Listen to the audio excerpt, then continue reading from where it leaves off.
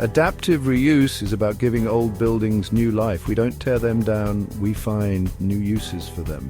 This is important in 2025. Cities are growing and we need space. Adaptive reuse helps us use what we already have. It's about being creative. We can turn old factories into apartments. We can make schools into community centers. Adaptive reuse is happening everywhere. It's changing how we think about cities. It's about making them better places to live. This is Adaptive Reuse 2.0. Pittsburgh is a great example of adaptive reuse. The city was once known for steel. When that industry declined, Pittsburgh adapted. Old factories were transformed. They became offices, museums, and even breweries. The Strip District is a prime example. Once a hub for wholesale markets, it's now a vibrant area. There are shops, restaurants, and tech companies. Pittsburgh shows us what's possible. Adaptive reuse helped revitalize the city. It created jobs and attracted new residents. Adaptive reuse is about more than just buildings. It's about preserving history and character. Old buildings tell stories. They remind us of the past. When we reuse them, we keep those stories alive. We create a connection between the past and the present. This is important for communities. It gives them a sense of identity.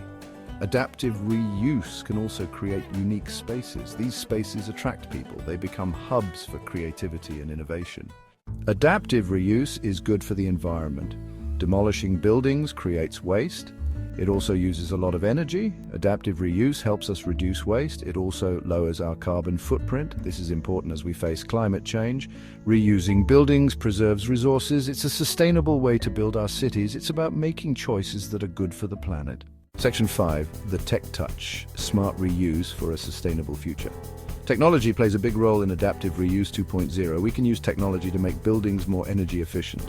Smart lighting and heating systems are examples. These systems help us conserve energy and reduce costs. Technology can also help us design better spaces. We can use data to understand how people use buildings.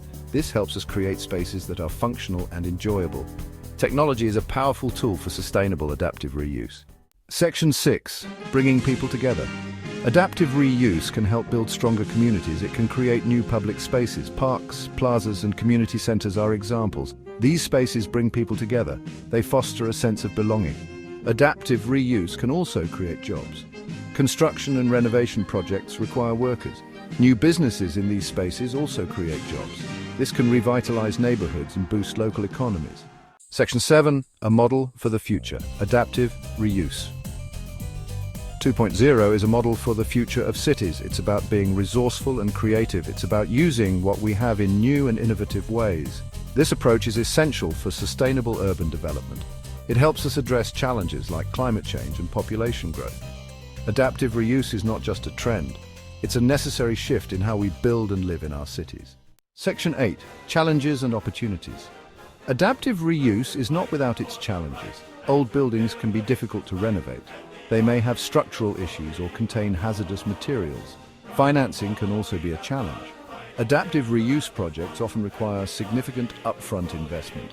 However, the opportunities outweigh the challenges. Adaptive reuse can bring new life to neglected neighborhoods. It can create unique and vibrant spaces. Cities that embrace adaptive reuse will thrive in the 21st century. Section 9, a call to action. Adaptive reuse is a collective effort. Architects, developers, policymakers, and citizens all have a role to play. We need to support policies that encourage adaptive reuse. We need to be creative in how we approach these projects.